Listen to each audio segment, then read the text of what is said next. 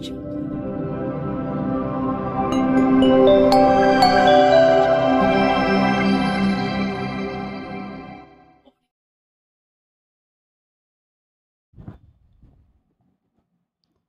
Namo tassa bhagavato arahato samma sambuddhassa. Namo tassa bhagavato arahato samma sambuddhassa. Namo tassa bhagavato arahato samma sambuddhassa. Dhamma bagaikan bendera bagi sang guru, menunjukkan kesucian pada dunia,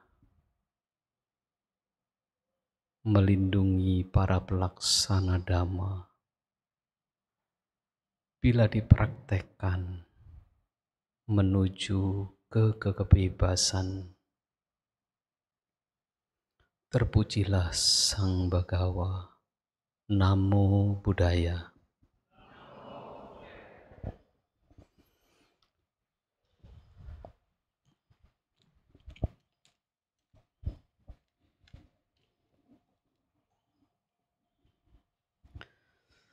Sotihotu kepada Bapak Ibu Saudara sekalian yang kami hormati,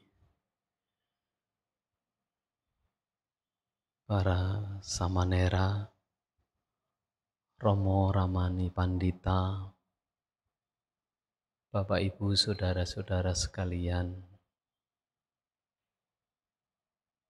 sebuah keberkahan dan keberuntungan bagi kita bersama memiliki kesempatan untuk belajar Dhamma.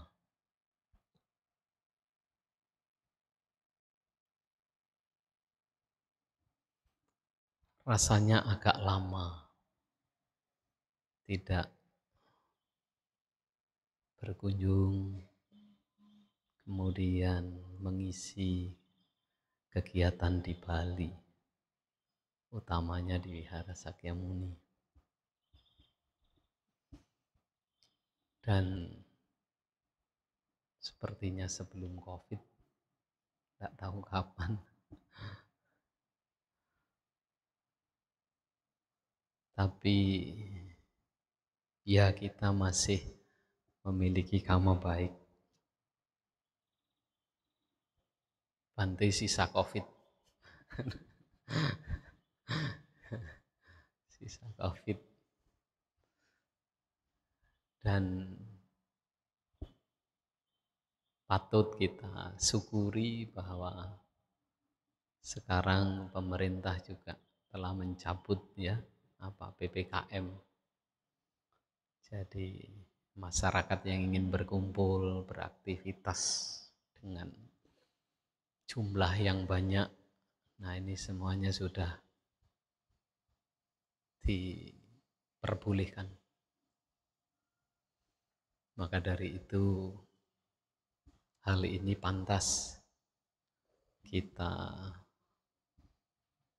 berbahagia, bersyukur, bersantuti, berpuas hati atas hal-hal baik yang dapat kita raih bersama. Dan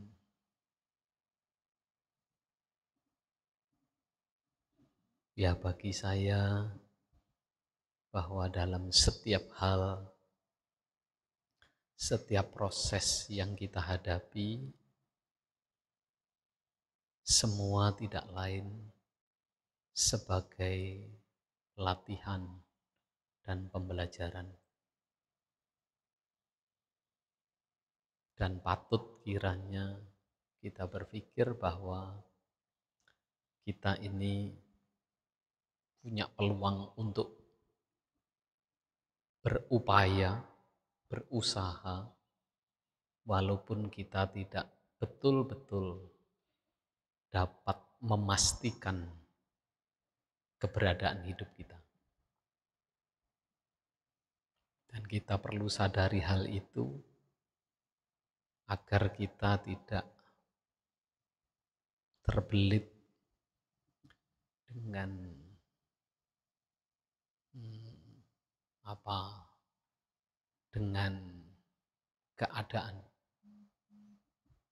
Jadi kita ya berusaha. Maka saya katakan ya, saya sendiri hanya sebagai perusaha. Kalau pengusaha Pak Herman, Pak Tekno, ibu-ibu FIB itu para pengusaha. Tapi kita semua juga jangan lupa sebagai perusaha agar berbeda. Artinya berusaha untuk selalu baik. Berusaha untuk berbuat baik. Berusaha untuk praktek hal yang baik. Nah, itulah Bapak Ibu Saudara, kenapa demikian? Karena apa yang sudah kita lewati, apa yang sudah kita kerjakan, baik ataupun buruk, itu seperti ketika kita memukul gong atau lonceng.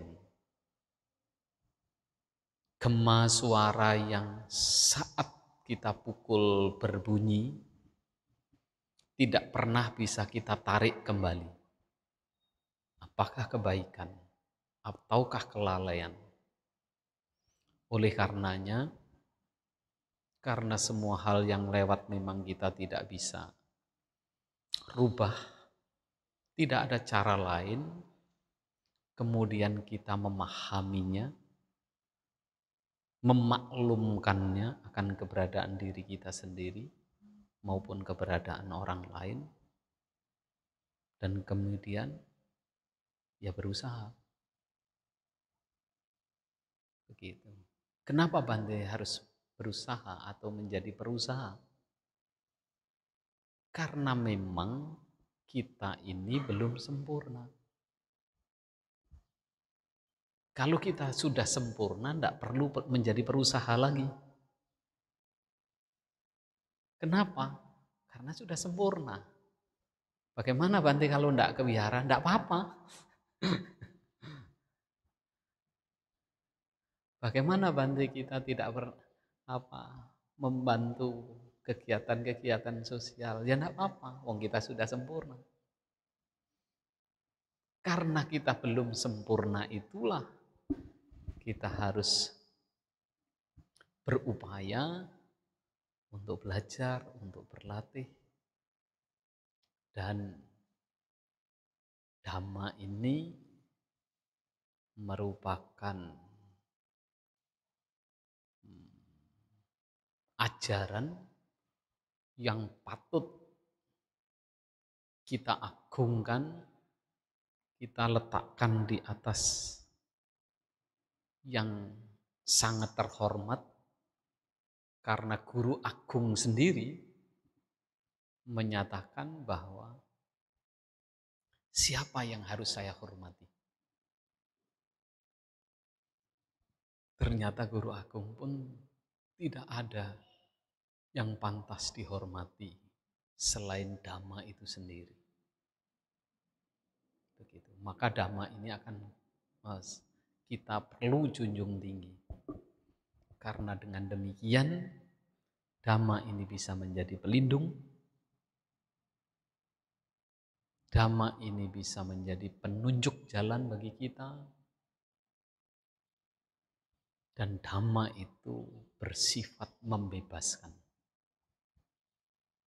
Nah, begitulah kira-kira pentingnya kita bersama untuk selalu berupaya dalam hal-hal yang baik. Baiklah Bapak Ibu dan saudara-saudara sekalian, beberapa waktu lalu saya dihubungi oleh Romo siapa ya? Romo Aming. Ya, Suaranya saya kan belum hafal juga.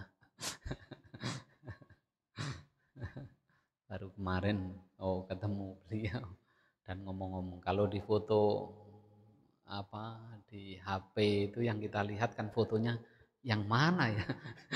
Kan banyak. Nah, jadi kemudian untuk bisa mengisi pada kegiatan di wihara ini. Maka setelah ngomong-ngomong, ya hari inilah gitu, dan nanti akan melanjutkan perjalanan ke Bodhigiri Welingi. Dan pada saat itu kita, apa ya yang akan disampaikan? Apa ya yang akan disampaikan? Iya apa? Ya beliau nunggu juga. Saya juga apa ya? Nah, ya sudah apa begitu saja. Ya berkaitan sudah dengan keyakinan saja apa. Gitu.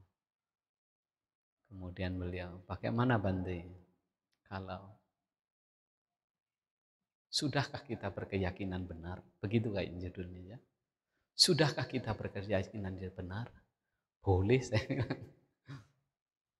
Cuma mikir apa ya yang akan disampaikan berkaitan dengan keyakinan. Bapak Ibu dan saudara-saudara sedama, oh iya hampir lupa. Ya kita baru memang masih dalam suasana menapaki tahun baru. Maka juga selamat tahun baru dulu. Semoga kita di tahun 2023 ini ya semakin cerah, semakin punya peluang yang baik di dalam segala hal berkaitan dengan kehidupan kita. Apakah penopang kehidupan dari materi, keamanan, kesehatan, dan juga meningkatkan pemahaman kita terhadap nilai-nilai kebenaran ajaran Sang Buddha. Nah, Bapak Ibu Saudara-saudara sekalian, berkaitan dengan sada atau keyakinan kita. Guru agung kita dalam Anguttara Nikaya Pancaka Nipata menunjukkan bahwa ada 5 kekuatan yang bisa mengarahkan pada kebahagiaan, yaitu Sadabala, Wiriyabala, Satibala, Samadibala, dan Panyabala. Jadi sada itu adalah satu kekuatan untuk tercapainya kesuksesan, untuk tercapainya kebahagiaan. Begitu pula bahwa sada ini juga melekat. Seseorang yang menjadi sama Sambuddha itu memiliki dominan karakteristik dari 3 karakteristik. Apa itu?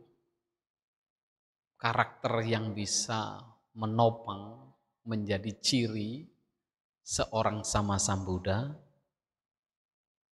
Ada Wiriyadika, semangat, ada Sadadika, dan ada Panyadika. Nah, dari hal ini menunjukkan bahwa betapa penting bahwa sada itu dimiliki oleh seseorang. Begitu. Dari pencapaian sama Sang Buddha, saya memberikan ilustrasi begitu. Bagaimana Wiryadika? Wiryadika ini adalah semangat, orang yang memiliki semangat. Seperti apa? Jika ada seseorang sebagai pegawai, nah, kemudian satu ketika, mungkin ini pernah saya sampaikan juga, seorang pegawai ini kemudian melihat bahwa di sana ada lukisan yang kotor. Dia merasa punya kepentingan, punya tanggung jawab juga karena tugasnya bersih-bersih di rumah. Katakanlah begitu. Karena dia punya semangat, wah ini kan kotor, harus saya bersihkan. Yang kotor itu lukisan. Maka dia berpikir kalau dia nyuci baju, ya disikat saja, biar bersih. Dengan semangatnya dia menurunkan lukisan itu dengan rinso, disikat. Apa yang terjadi? Wah, bubar semua. Menjadi kacau. Jadi niatnya baik tidak? Niatnya baik ini. Karena semangat langsung cuci. Jadilah lukisan itu tanpa warna lagi. Kira-kira begitu. Karena semangatnya ini. Niatnya baik. Gitu. Nah, yang kedua, seorang pegawai yang lain melihat lukisan yang kotor. Begitu. Dia memang bertugas bersih-bersih. Nah, enggak ada perintah. Enggak ada perintah, ya sudah, santai-santai apa yang sudah biasa saja. Karena enggak ada perintah. Jadi dia biasa-biasa saja. Baru ketika sini nih, itu kan kotor. Nah, kamu bisa enggak? Kamu nanti bersihkan, caranya demikian, dengan kapas, pelan-pelan kamu bersihkan. Oh bagaimana? Enggak bisa dengan rinso. Oh tidak bisa. Lu harus dengan apa? Bagaimana? Dengan obat yang lain mungkin. Bensin atau apa, membersihkan cat. Oh enggak boleh. Jadi dia tanya dulu sampai detail.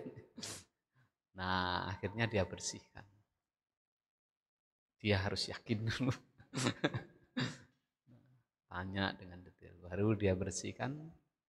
Akhirnya lukisan itu bersih. Tapi kadang-kadang bosnya ini juga menjengkelkan nih. Banyak tanya. Kalau enggak disuruh enggak. Nah berikutnya Panyadika. Panyadika bagaimana? Nah seorang pegawai yang lain tahu tugasnya melihat ada lukisan yang kotor. Nah sekarang itu Mbah Google itu ada segalanya di sana. Dia cari cara membersihkan. Akhirnya dia bersihkan dengan telaten, dengan lembut, tanpa disuruh. Akhirnya lukisan itu, kok bersih? Kok bisa kamu bersihkan? Nah, begitulah kira-kira. Begitu. Jadi Bapak Ibu Saudara-saudara, ketika seseorang punya dominasi keyakinan saja, sudah satu hal yang besar manfaatnya. Ada kisah-kisah di zaman Sang Buddha, seperti mata kundali. Nah, seorang pemuda yang sakit dan orang tuanya sangat pelit. Sampai akhirnya menjelang sudah sakit parah itu ditaruh di serambi rumah depan. Kenapa? Khawatir kalau ada orang-orang melihat menjenguk mata kundali masuk nanti mengetahui harta kekayaannya. maka taruh depan mata kundali ini. Nah, mata kundali ini tidak ngerti apa, hidupnya penuh penderitaan. Nah, akhirnya di pagi hari Sang Buddha melihat ada seseorang yang patut ditolong. Maka Sang Buddha menampakkan, berjalan kaki, menampakkan diri agar sebisa mungkin mata kundali ini melihat. Nah, akhirnya Sang Buddha berjalan dengan tenang, dengan anggun, timbul keyakinan yang luar biasa. Rasa bahagia tumbuh seketika ketika melihat sosok yang anggun, yang berwibawa, yang sangat membuat mata kundali bahagia. Penuh kekaguman. Di sana artinya keyakinannya merekah bahwa ini orang luar biasa. Sudah barang tentu itu siapa mata kundali sendiri tidak. Tapi dengan kebahagiaan melihat seorang Buddha dan mata kundali ini mengakhir atau berakhir hidupnya. Nah, nafasnya halus. Kemudian malas bernafas lagi. Semakin halus nafas lagi. Gitu. Jadi akhirnya lewat. Dan setelah lewat, mata kundali terkondisi lahir di alam.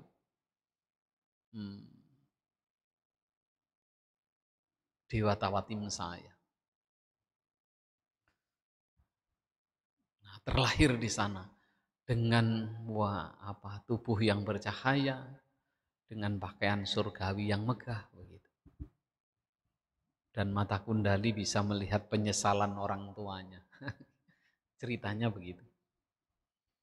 Karena keyakinan melihat Buddha, itu pun mampu mengarahkan orang bisa terlahir di alam yang sangat bahagia. Begitu. Nah, Bapak Ibu saudara-saudara sekalian, dalam hal ini begitu peranannya yang ternyata tidak kecil dalam perjalanan makhluk atau orang-orang di dunia ini. Oleh karenanya, bagaimana keyakinan ini, nah, kita bangun dalam diri kita. Begitu. Bapak Ibu Saudara, ada orang yang punya keyakinan. Satu contoh, karena ngelihat mau kemana, kok pagi-pagi hari Minggu sudah rapi, pakai baju yang bersih. Nah, baju putih, mungkin ya celana hitam, rapi. Kemudian mau kemana? Oh, mau ke Wihara Sakyamuni. Minggu lagi dilihat lagi. Gitu, minggu lagi dilihat. Apa tuh yang dilakukan? Oh iya ya, di sana kita ke Wihara Puja Bakti. Nah, rutin. Lama-lama melihat aktivitas yang begitu, orangnya dengan santai, dengan tenang, gitu. Ketika ditegur, senyum, gitu. Nah, tidak kelihatan acak-acakan, wajahnya teduh. Nah, lama-lama, iya ya, apa toh yang dilakukan di Wihara Sakyamuni? Boleh enggak saya ikut? Gitu minggu lagi. Wah, boleh. Akhirnya ikut. Oh iya ya, nah, ikut puja bakti. Nah, oh iya ya, bagus juga. Gitu. Nanti melakukan puja, bakar dupa, bawa bunga, ada buah. Dan dia merasa happy, merasa senang, merasa kerasan. Ada enggak keyakinan? Ada.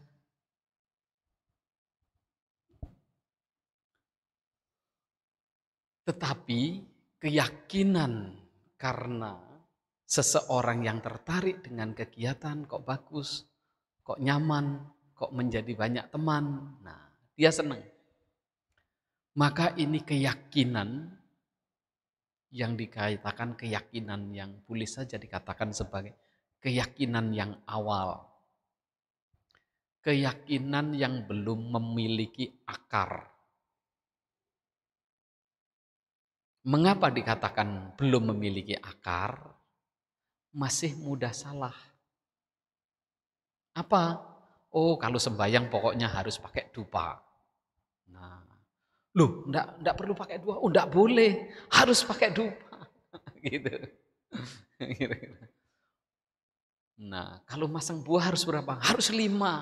Loh, enggak, kalau 3 pakai enggak boleh, harus 5. Gitu. Jadi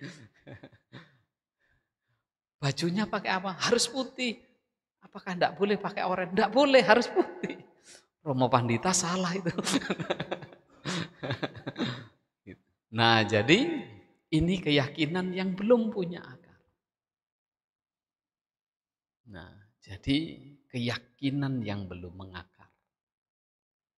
Kalau tidak salah saya pernah dengar ceramahnya Bante Santa Cito. Ini apa? Emulika sada. Keyakinan yang belum berakar. Tetapi sudah senang ke wihara. Bagus tidak? Ya bagus sekali. Kalau luar biasa, wah, mengamati Sang Buddha rupanya begitu teduh, begitu anggun, terbayang keyakinan yang luar biasa. Itu pun nah tidak jauh berbeda dengan mata kundali. Jadi tidak perlu khawatir. Jadi Bapak Ibu sudah punya tiket ini. Bapak Ibu sudah punya tiket ini. Jadi tidak usah. Bante kok saya belum mengerti. Tidak apa-apa. Dalam arti tidak usah jadi resah. Kok saya belum mengerti-ngerti dari dulu begitu saja. Tidak apa-apa. Nah, tidak usah direpotkan, disibukkan. Gitu. Keyakinan kita bangun. Begitu. Nah, berikutnya adalah setelah ia kemudian ke wihara. Kan pasti puja bakti. Kan pasti ada bantenya, ada Romo Pandita, ada ibu-ibu. Atau teman-teman yang mungkin ngomong-ngomong dhamma. Sambil nyuci piring habis makan ngomong dhamma sedikit-sedikit.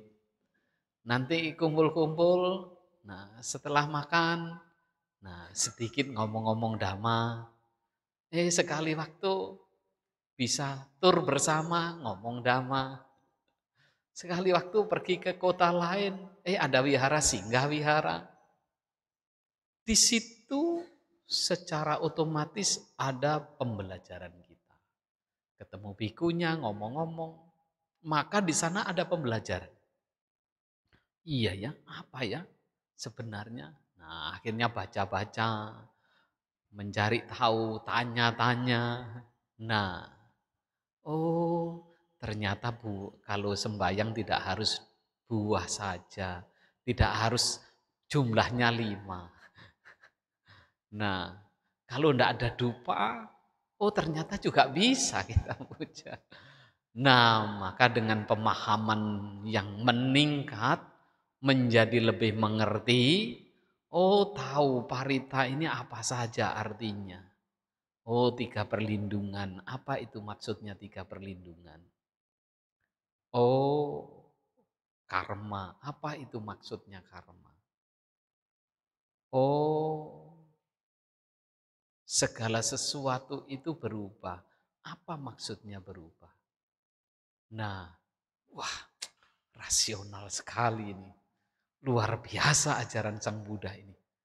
Wah, untung saya belajar Dhamma. Wah. Berarti meningkat tidak? Kalau yakin saja sudah Dewa Tawatimsa. Surga Tawatimsa. Nah, kalau ditambah, Bapak Ibu bisa bayangkan sebenarnya. Sudah punya tiket yang lebih meningkat lagi. Menjadi mungkin sudah masuk VIP ya. Sudah masuk VIP. Jadi semakin mengerti, oh demikian. Wah luar biasa. Gitu. Ada bahayanya enggak Bante kalau sudah yang bisa menjadi melorot? Ada. Wah Dhamma ini luar biasa. Kita semua harus belajar Dhamma. Wah saya kok enggak ngerti. Loh kamu itu Allah, kamu ini apa dari dulu ke wihara kok enggak ngerti-ngerti. Nah bahaya ada juga ini. Bahaya ada juga. Akhirnya, loh kamu dari dulu itu loh. Kok enggak ngerti-ngerti gitu. Alah kecil kamu ini gitu. Dia kemudian melihat, wah ini salah ini prakteknya kok begini. Kamu ini salah. Sibuk juga akhirnya. Sibuk, sana kamu salah, sana salah. Orang pasang buah 5, oh enggak usah begitu. Nah, ternyata ada bahaya juga. Akhirnya sibuk mengamati. Kenapa? Wah, Dhamma ini luar biasa. Jadi dia kagum terhadap Dhamma. Menjadi sangat ideal. Sangat ideal. Sehingga, oh ini kenapa kok kamu pakaiannya enggak putih? Wah, cemberut. Melihat, oh yang lain, wah kamu ini hebat. Ada bahaya juga. Ada bahaya juga. Nah, maka keyakinan yang sudah tumbuh dibarengi dengan pemahaman dan pengertian Dhamma yang semakin meningkat itu disebut dia telah memiliki pasada sada. Keyakinan karena sudah memahami. Apa itu hukum karma? Apa itu liti lakana? Apa itu kelahiran kembali? Apa itu paticca samuppada? Apa itu tiratana? Nah, ini pokok-pokok. Karena dengan mempelajari pokok-pokok ini seseorang bisa terbangun. Membangun pemahaman dhammanya semakin tinggi. Oh, hukum kama. Kama itu hukum perbuatan. Oh, segala sesuatu berkaitan dengan perbuatan kita sendiri. Nah, akhirnya punya pengetahuan. Betapa pentingnya saya melatih diri. Ini masih ada apa? Ternyata pagi-pagi, oh iya kok masih ada sayang ya saya berdana gitu. Kok masih, kok ternyata banyak harapan ya. Betul tidak kalau saya berdana banyak harapan? Semoga makanannya nanti disukai bantenya. Semoga bantenya. Jadi gitu. Mendorong mulai. Nah, jadi wah nanti saya datang pagi-pagi biar saya nanti wah gitu. Nah, jadi tapi ini mulai dilakukan, mulai praktek. Begitu, mulai praktek. Apakah boleh Bante? Boleh. Siapa yang enggak boleh? Tetapi hal-hal demikian juga ada bahayanya. Ketika, wah ini nanti, ini makanan yang Bante paling sukai ini. Kok Bante ngambilnya sedikit? Aduh, apalagi kalau enggak keambil. Jauh. Waduh kecewa nanti. Lah bahaya juga. Wah enggak mau dana lagi enggak pernah disentuh sama Bantenya. Nah, jadi masih ada bahaya. Begitu. Tetapi setelah lama-lama mengerti, setelah praktek, oh iya ya, setelah saya sering berbuat baik, saya semakin lebih tenang. Kenapa? Karena orang yang sering melepas, dengan praktek melepas, sesungguhnya pasti mengikis kekikiran, mengikis iri hati. Kalau orang kikir kan mudah iri hati. Gitu. Mudah sekali. Mengikis iri hati, mengikis kemarahan, sudah barang tentu mengikis keburukan. Itu pasti. Walaupun masih, wah semoga ini. Tetapi sebenarnya sudah mengikis. Dan Bapak Ibu Saudara sekalian, setelah terkikisnya, maka dia, oh iya ya, kok kemana-mana lebih nyaman. Gitu. Kemudian, oh gitu. Kalau saya lagi berbuat baik, Bante, kadang-kadang semua seperti lancar saja. Gitu. Apakah benar begitu? Iya, tidak usah diragukan. Tidak usah diragukan. Hal-hal baik itu menarik. Energi itu punya daya tarik. Coba saja, kalau kita lagi terpuruk, pasti seperti ibaratnya sudah jatuh tertimpa tangga itu. Kenapa? Memang karakternya begitu. Wah, usaha sedang sulit, melorot, katakanlah jatuh. Memang kadang-kadang kita mau deket itu agak enggan. Khawatir, ada yang khawatir karena berpikir terlalu buruk, ada khawatir. Saya deket tapi saya nanti tidak bisa bantu apa, bagaimana. Sebenarnya tidak berpikir buruk, tapi mau deket bisa semacam itu. Nah maka dalam hal ini, nah ya ada baiknya bapak-bapak, ibu-ibu saling mengenal, saling ngomong-ngomong, syukur. Nah nanti umat Buddha semalam saya ngomong-ngomong dengan Pak Tikno. Ada misalkan bahasa saya ini begini.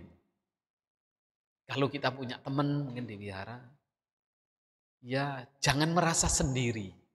Bagaimana tidak merasa sendiri? Artinya apa? Ketika ekonomi katakanlah sedang sulit, setidaknya jangan merasa sendiri. Ya diajak ngomong-ngomong. Gitu. Bagaimana itu bisa tercipta? Enggak tahu nanti. FIB bagaimana. Karena itu perlu juga. Kenapa perlu? Wah kalau sembahyang, bantuan, harus ini ke wihara berbuat baik. Kan begitu. Kemudian, waduh saya bagaimana ini sudah susah ini. Bagaimana? Kan di wihara enggak boleh membicarakan bisnis. Enggak boleh membicarakan bisnis ini, enggak boleh bisnis di wihara. Begitu, wah di wihara enggak bisa nih peluang. Ya sudah, ke dukun saja boleh enggak? Lah bagaimana? Di wihara kan enggak boleh bicara. Bagaimana kalau ke dukun? Bagaimana kalau ke tetangga sebelah? Boleh tidak? Loh, selama ini yang bantu saya kok tetangga sebelah ya? Nah, perlu dipertimbangkan ini. Bagaimana kebersamaan kita bangun? Artinya hari itu perlu kita pikir-pikir. Jadi setidaknya bagaimana kita punya teman ketika dalam kesulitan. Apa ya? Iya ya, ya ayolah. Oh saya punya, saya biasanya ya kecil-kecil buat kerupuk. Ayo dah ini ada berapa orang, kalau perlu kerupuk ke sana saja lah. Mungkin sudah satu bagian. Nah bagaimana hal-hal demikian? Nah artinya apakah cara ini berpraktek dhamma? Jelas praktek dhamma. Begitu. Jelas. Dan kita bicara ekonomi. Kalau kita bicara ekonomi, bicara kejujuran tidak? Kita harus bicarakan kejujuran. Karena itu dasar yang memungkinkan ditolong adalah kejujuran. Dasar untuk saling menolong adalah kejujuran. Praktek dhamma juga. Latihan. Nanti ada yang ceramah juga. Gitu. Nah Bapak Ibu Saudara-saudara, bukan anti kita berbicara ekonomi, tidak. Ada hal-hal yang memungkinkan bisa kita bicarakan. Nah, praktek. Iya ya. Wah, ternyata. Nah, semua ada loh kalau ke wihara. Ya sudah, enggak perlu kemana-mana. Positif tidak? Menjadi sangat positif. Nah, enggak perlu ke dukun, enggak perlu ke tetangga. Entah tapi gimana caranya. Tapi kan perlu ngomong-ngomong ini. Gitu. Nah, Bapak Ibu Saudara-saudara sekalian, demikianlah.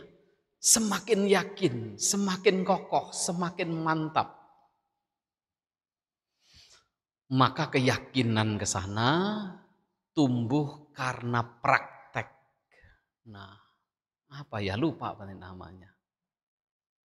Nah, nanti tanya Bante Santacito saja. Nah, jadi keyakinan karena praktek. Begitu. Nah, Bapak Ibu, kalau kita lanjutkan karena praktek ini artinya selalu mengontrol. Segala sesuatu berkaitan dengan diri sendiri. Oh, ini bagaimana? Rasanya bagaimana? Karena sering mengontrol keberadaan diri, tahu ia saat ia bahagia bagaimana, saat ia sedih bagaimana, saat ia galau bagaimana, dia mulai mengenali. Dhamma bagaimana ya? Dia mengaitkan dengan Dhamma. Oh, ini begini. Sang Buddha mengatakan anicca. Iya ya, kehilangan ini bagian anicca ya. Nah, rasanya begini. Tapi kan anicca. Ya sudahlah. Oh, setelah sudahlah begini rasanya. Dia mengenali akhirnya. Oh, ketika ada perubahan yang tidak menyenangkan begini. Suatu ketika menyenangkan. Wah, begini menyenangkan. Wah, ini loh saya. Ini loh saya. Apakah ini kebahagiaannya? Oh, hati-hati nih. Saya mulai pengen pamer ini. Dia mengenali juga akhirnya. Saat, oh iya, hati-hati, hati-hati. Gitu. Nah, sering mengenali diri, akhirnya semakin praktek. Yang sebelumnya rasanya sangat benci sekali. Jengkel sekali lihat ini. Oh, lama-lama iya ya, kasihan juga. Gitu. Karena ya memang belum paham Dhamma. Nah, ya sudahlah wajar. Akhirnya kejengkelannya, kebenciannya mengendur. Bukankah ini kita sudah mengurangi?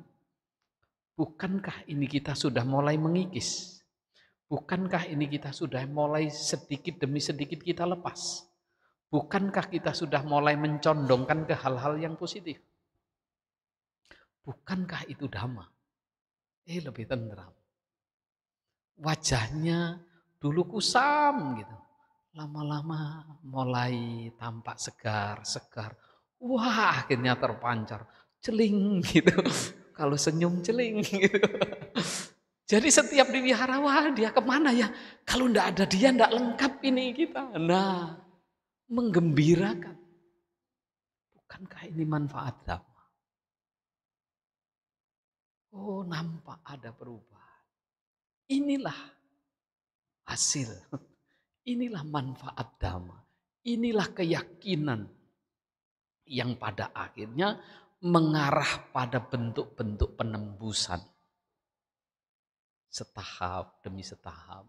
Saya dulu jengkel dengan si A. Saya dulu pernah bersalah dengan si A. Nah, kita bisa mulai mengurai. Nah, kalau sudah ceria dalam hidupnya, banyak teman tidak? Banyak.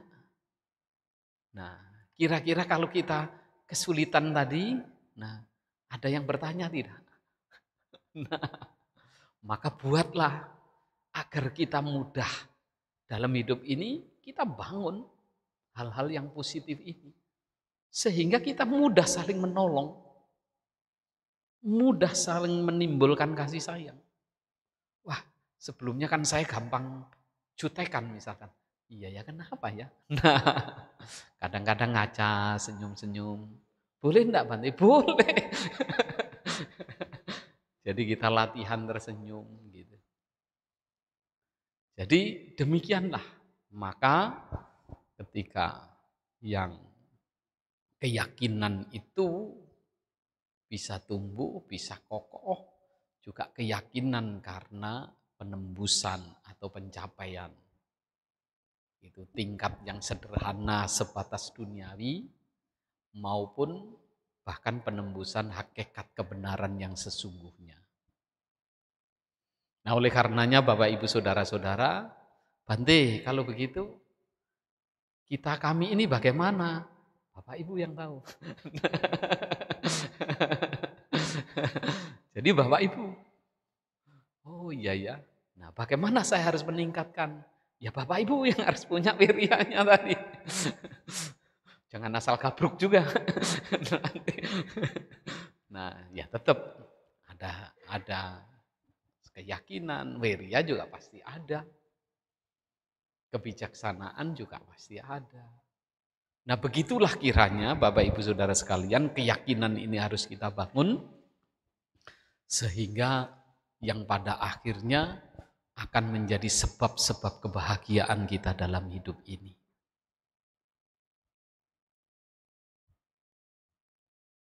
Tentu Bapak Ibu, Saudara sekalian, semuanya tidak serta-merta seindah yang Bante ucapkan. Tetapi ketika kita sering dialogkan, ketika kita sering bahas dalam hati kita, maka tidak usah khawatir. Karena segala sesuatu itu akan tumbuh, berkembang. Memang berkembangnya ada yang lambat, ada berkembangnya yang sedang, ada yang berkembangnya cepat. Begitu. Dan semuanya ini ada faktor-faktornya. Sejauh mana kesadaran atau pikiran kita, sejauh mana kama-kama kita di masa lampau. Ini semua mempengaruhi. Gitu. Nah, maka walaupun demikian, apakah itu bisa apa enggak rugi Bante kalau kita berlatih? Kalau hanya sedikit, kan hanya sedikit Bante. Tidak. Upaya kita dalam membangun kebajikan tidak pernah sia-sia. Kalau kita mau buka toko, nah, kemudian promosi dulu, keluar biaya tidak? Pasti. Apakah kalau begitu rugi? Tidak. Kalau promosi kita, misalkan, Aqua begitu, misalkan. Jadi bukan Aqua pun disebut Aqua. Akhirnya ketika di toko dilihat, Aqua dulu lah. Itu pasti, itu hukum pikiran itu begitu. Maka orang tidak segan-segan promosi itu apa? Agar bagaimana nyangkut itu di kesan kita. Agar sesuatu itu nyangkut di kesannya. Maka orang psikolog seperti para apa itu. Nah itu kan, kamu bawa uang berapa, kamu cenderung apa. Itu karena sudah digiring dari waktu awal. Ditelepon, ya nanti datang ya, diajak ngomong-ngomong apa gitu. Nanti sudah datang, kamu nanti lewat depan ya, lewat sini ya, nanti ada penjaganya. Itu bisa digiring di warna apa, bentuk apa. Sehingga terbangun tidak jauh dari sana gitu. Jadi kesan kita ini penting. Kita bisa hidup karena dari persepsi dan imajinasi. Kalau kita membangun imajinasi yang baik, pasti mengarah ke sana. Tidak mungkin tidak. Gitu. Jadi dalam hal ini, ya keyakinan ini yang harus kita bangun dan tidak ada kata terlambat, tidak ada kata sia-sia, tidak ada keyakinan yang salah, tinggal bagaimana kita meningkatkan setahap demi setahap. Saya kira ini yang bisa kita perbincangkan pada siang hari ini. Semoga bermanfaat. Semoga di tahun 2003 ini akan tumbuh keyakinan kita semakin baik dan menjadi berkah yang pada akhirnya hidup kita senantiasa berlimpah kebahagiaan. Terima kasih atas perhatiannya. Sabe sata bawantu sukitata.